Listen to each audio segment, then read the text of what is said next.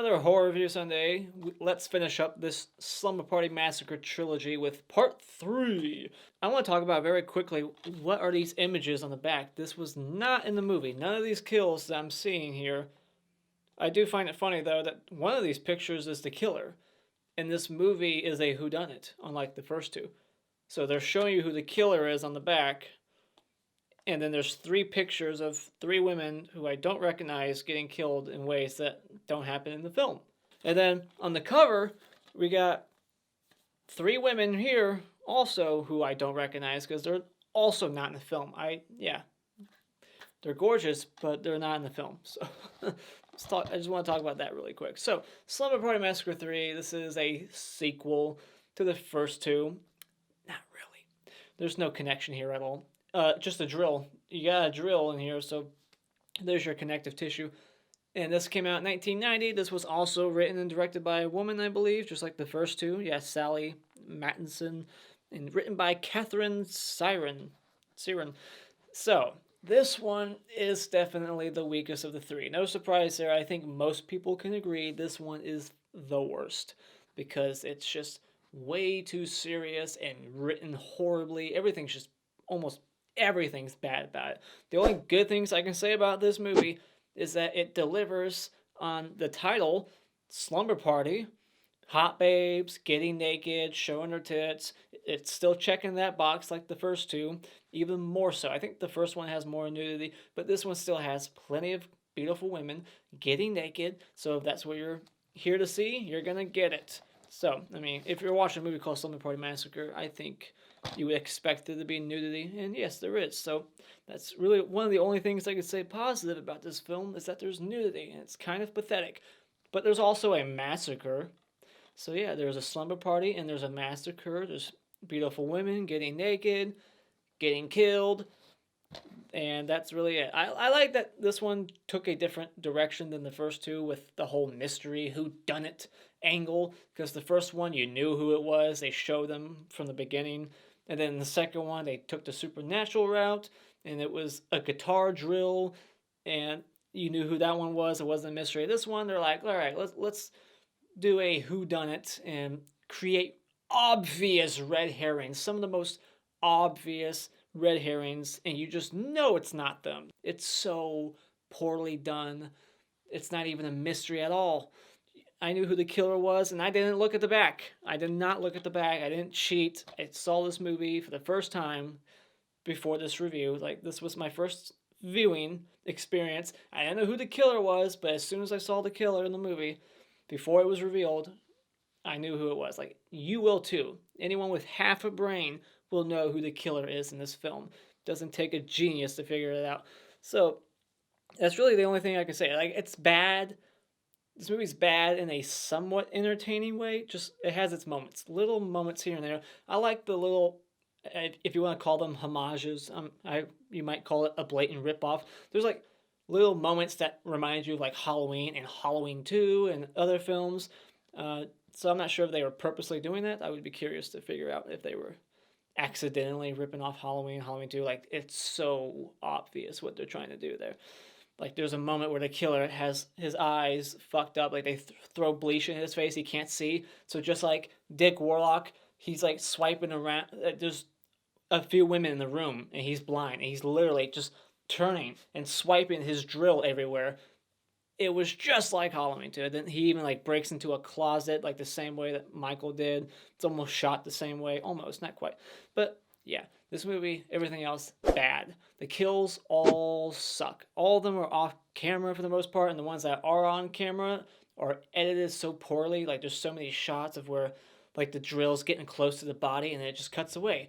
And it's just so poorly put together. The kills are all lame. I mean, this drill does nothing. Like, in the first 2, we actually got to see the drill go through people, especially the second one, but in this one, there's like one kill where I think it's the first one, you actually see the drill go through the body, and it's almost like a Texas Chainsaw Massacre, the beginning moment where the killer's in the back seat.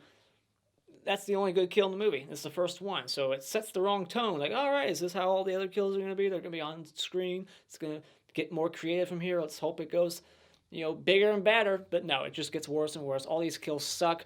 Like, in this picture in the back, there's a woman with a meat hook. The thing that the I Know What You Did Last Summer guy has. The hook going through this chick's throat. That never happens in the movie. And then there's another still image here with another meat hook, and then this chick's just getting her throat slit with a butcher knife. Never happens in the film. So these pictures on the back are really misleading. And so yeah, the kills are all lame. There's like no gore at all. Another thing that's awful about this movie is just the writing. These characters are doing dumb things. They act like this house is like an escape room, and they're trying to figure out how can we get through this window and all these other windows and this sliding door. How do we get out of our own house? How is it that hard to get out?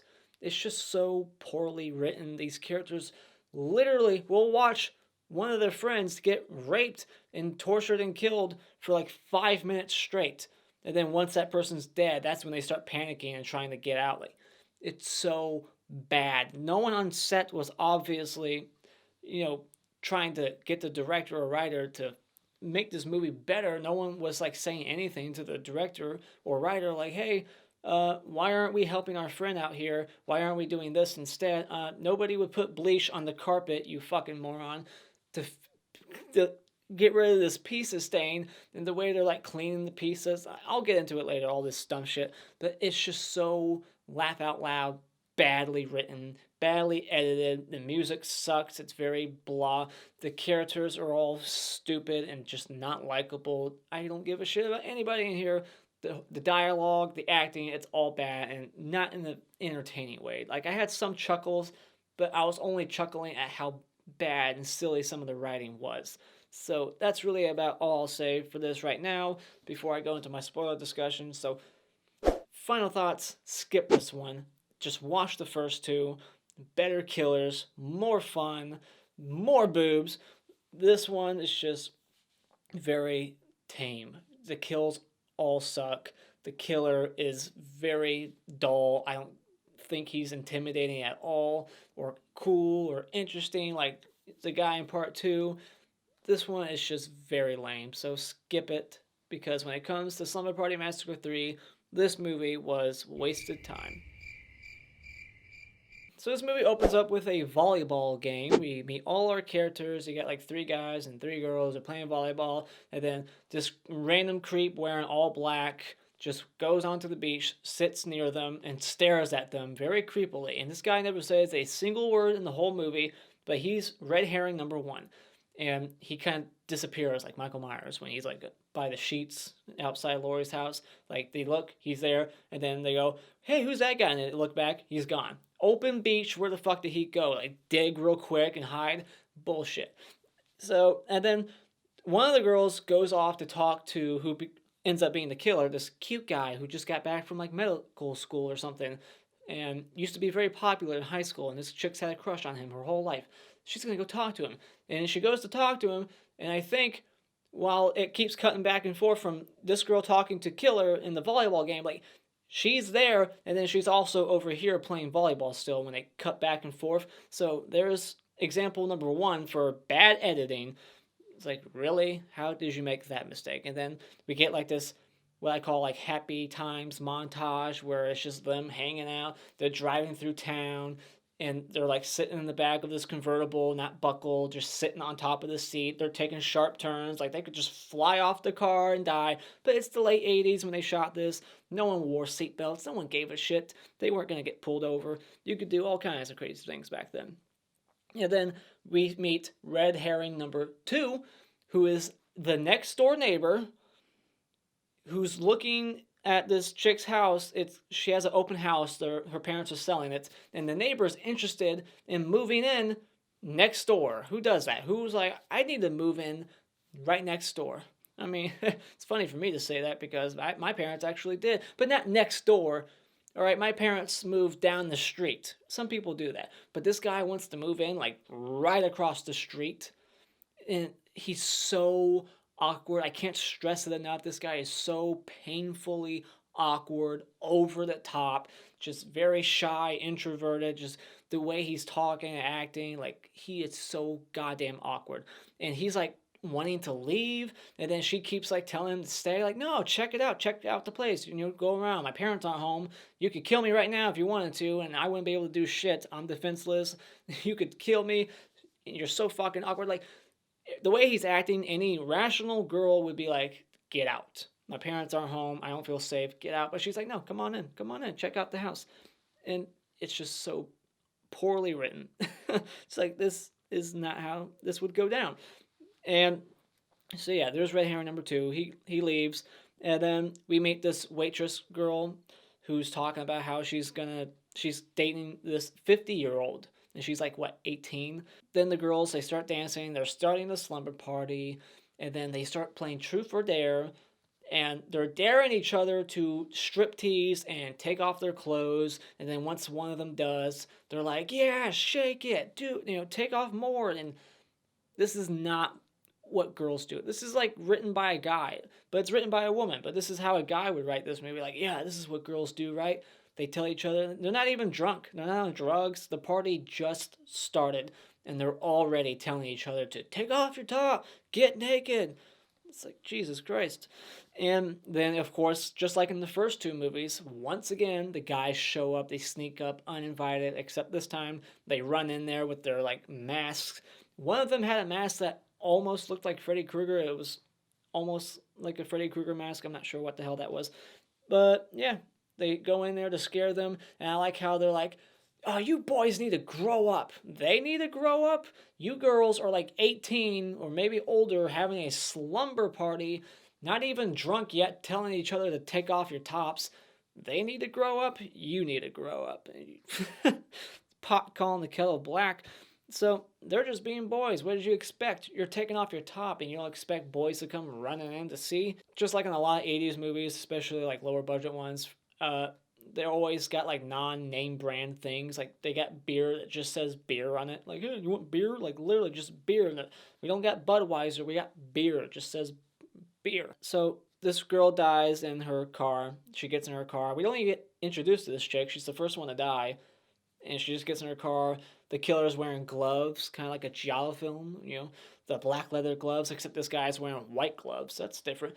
But he's like holding her, both her hands behind the seat while drilling her. He's got both her arms held with one hand while he's drilling her through the back.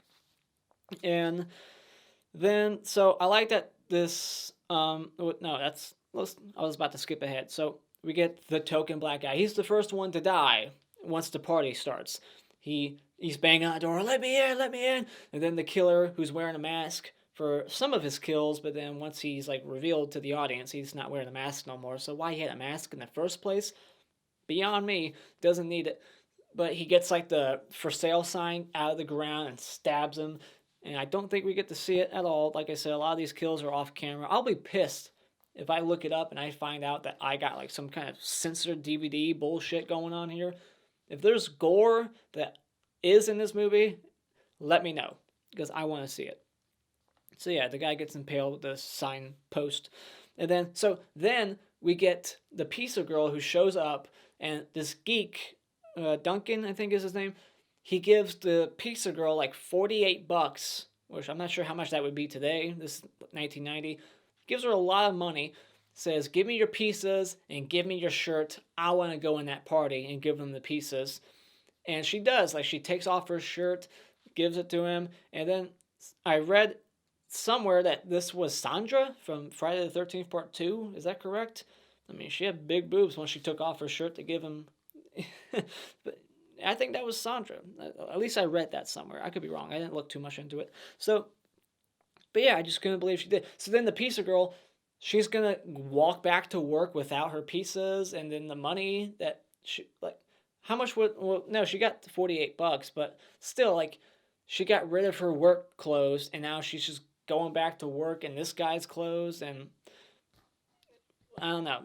It was just a silly ass scene, but then she gets killed. She just randomly gets killed in the middle of the street for like 20 seconds. She's screaming out loud. It's not that late. No one checks outside. Like, what neighborhood is this where no one's calling the cops? Speaking of cops, in this movie, they call the cops at least 2 times, and both times the same cop picks up and tells them basically to go fuck themselves. I don't care what's going on. I'm not going to do my job. See, this is why people say fuck the police. Because of situations like this, when you call them and they're like, I don't want to help you, this is a prank, don't ever call here again, or I'll go down there and arrest you if you keep calling me. It's like, good, I'll keep calling you. That's what they should have done. They should have kept calling him until it pissed him off, and then he would have came. But it's just such a stupid, overdone trope in these movies. It's even in part 2. I think it's in part 1, maybe not, but definitely part 2. It's just in too many movies where they call the cops and they're like, you're full of shit. I don't believe you, kid. You're pranking me. Quit. This is for serious emergencies. Click. It's done way too much. We need to quit with this crap. Yeah, where was that pizza girl's car, by the way? Like, she's walking down the street for, like, a long time. Like, she parked all the way down the street to go deliver these pizzas. Like, you park in front of the house you're delivering to, not down the street. You moron. That's why you got killed. So, I'm not saying she deserved it, but so they think they hear someone outside their house. So the main girl and this other chick, they're like, we're going to scare whoever's out there. So we're going to pull the curtain and we're going to scream really loud to scare them. So they pull it and they scream, I shit you not, like this. Ha!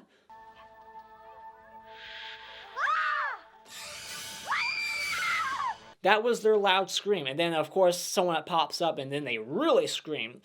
And it was like the creepy guy at the beach earlier, and he sneaks into their basement and he gets killed off camera.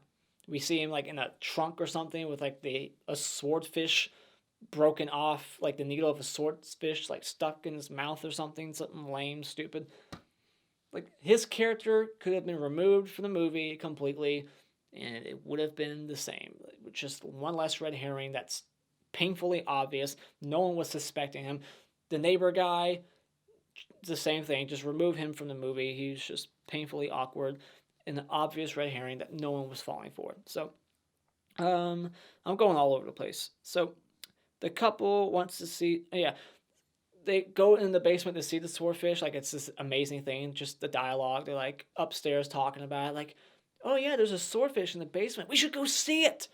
It's just so amazing. We need to go see the swordfish. That's awesome. And then they go down there and they start talking, and then they start kissing. I don't give a shit. And then there's a sex scene. The cute guy at the beach shows up, who's the killer, and he's having like this, very erotic sex scene, and he goes down on her, and she's like grabbing at his dick, and then he like gets triggered, like he starts panicking, and then we find out later on that he was probably like sexually molested by his uncle, who probably touched him down there. So now every time a woman starts like grabbing at his dick, he like panics and probably thinks about how he got banged by his uncle. They don't really spell it all out. Even when the movie ends, you don't even know what the hell was going on with his uncle, like, and his dead cop uncle. Like, his uncle was a cop who killed himself, but who's to say he did kill himself? Maybe this crazy guy killed his uncle, but he's killing for his uncle, who probably molested him. Why would you do that? If your uncle died, you'd be like, yeah, good riddance, fucking creep. You, but I'm gonna kill in your honor. He's got like a whole like minivan. Of course he has a minivan. He's a killer. He's a psychopath. They all drive minivans. But he's got like a minivan, all these candles lit everywhere, and like some of the bodies in there, I think. And he's got like newspaper clippings, cliche. He's like, this is for you, uncle. Like, literally, he says it. And he's like, this is for you, uncle. And he, like, smashes a photo. Like, why these people? It's never explained by the end of the movie. Right? I mean, I was paying attention. So, by the end of the movie, we never know why this group. Like, what does his dead uncle have to do with this chick, her friends? And, like, they bring up the fact that her mom, or her dad, is a lawyer. Like, at least twice, so I thought that was going to mean something. Like, oh, maybe her dad was a lawyer, did something to the uncle cop, and got him depressed and killed himself. So, I don't know, like, there's some connection there. But there's no connection at all between these characters. There is no real motivation. And then there's moments where he walks up to a dead body, someone he killed, and then he starts blaming one of the other victims. Like, look what you did.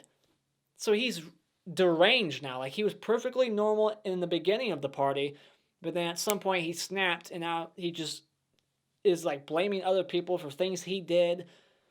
And then I don't know, like what the hell's going on with this guy? And he's killing for his uncle, but then there's moments where he's saying that he is his uncle. Like he's taking on personalities. I thought some of the lines he was saying made it sound like he was the uncle, but he wasn't.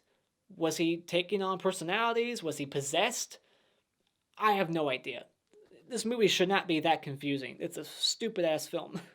But I'm still confused on what the hell was going on with this killer. Alright, let's try to get back on track. I went all over the place. I went to the very end. So let's bring it on back. So we get this dildo kill. Dildo that plugs into the wall, throws it into the bathtub, electrocutes this chick. That was probably the best kill in the movie for creativity. Not really creative, but the fact that it's a dildo. It's what sells it. It's the only funny kill in the movie. We need more of this in the movie. More dildo kills. That's what we need. And so this guy drops his pizza like a fucking 3-year-old. Like the way he walks in the room with this paper plate with the pizza on it, he literally just tilts it down as he's walking. And then he's like surprised and he's confused and he doesn't know what to do. He doesn't know how to clean it. He's like, oh my God, look what I did. How good? He's not even trying to pick it up. Any human being, this guy's in his 20s, come on, man. You're not 2. Anyone would just be like, oh shit, and then quickly get the pizza, put it back on the paper plate, go get a paper towel, maybe wet it, do something, let the owner of the house know that you fucked up.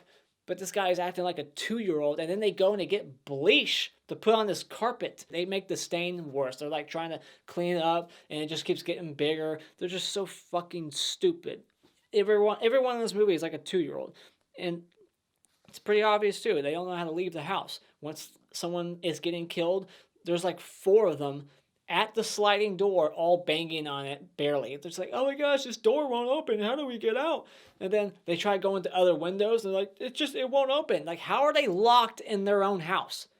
Makes no sense how they're locked in there. And not one person tries grabbing anything sharp from the kitchen. No one tries picking up any chairs to throw at windows. One chick finally pulls like a Trish Jarvis, is like, fuck this, I'm out, and then jumps out the window, but it ends up killing her. Basically, I think he kills her, but it like knocks her out. She jumps through the window, and then she's like unconscious, and then later on, she's like flipped over with her like intestines out. So there's your gore. There's your gore. It's like a second, just a little second, and it was an aftermath kill. But yeah, it's like no one can leave this house. How? And then there's like one moment where the Sasha's nipples girl, like really big areolas, she's climbing out of the window downstairs, and she's like over halfway out. Her legs are fine. They're not broken. They're not stabbed or sliced. She's fit. She's not some fat ass who can't hop out this window. The window's not that high up. She's standing on something. She's like halfway out the window, and then when it cuts back to her, she's back on the ground, cowering down while the killer's walking towards her and her friends. Like she just couldn't muster up the energy and the power to get herself through that window. In this moment, there would be so much adrenaline that you would be able to hurdle yourself over fucking 10-foot fences. Bullshit, she couldn't get out of that house. Bullshit. So then that character with, the big nipples, she goes upstairs, and then she's like, the killer's on top of her, and he's blind too because they threw like bleach at his face, and he has that like Halloween 2 moment. He like pins her down, and she's like, I'll do anything, I'll bang you, I'll suck your dick. And then one friend is in the kitchen looking, and 2 or 3 other friends are like down the hall, not even more than 15 feet away. And the scene plays out for almost 5 minutes. Her like pleading and begging, like, I'll do anything, I'll do this. And then he's like kissing her on her neck and then on her chin, like very big kisses on her chin. It looked like he was trying to like eat her chin off her face. Very odd kissing. And then he starts like sucking on her boobs, and then he starts to go down on her, I think. And then she goes to grab for his dick, and that triggers him. He starts freaking out again, and then he gets the drill, starts drilling her again. It's shot so poorly, the way it's edited together, all of it's just so bad. We don't see any like actual like impalements, any sort of like, dummy getting impaled with guts or anything. That's just like close-up shots of a drill going close to her chest, and then it cuts away and the drill's like not even spinning in some shots. It's just so bad. And then once she's dead, it like pans back. Oh, there's her friends. They all watched the entire time. Her friends were watching her get raped and murdered, and they didn't scream, they didn't say shit, they didn't go grab a weapon, they didn't try to find an exit strategy to get out of their own fucking house.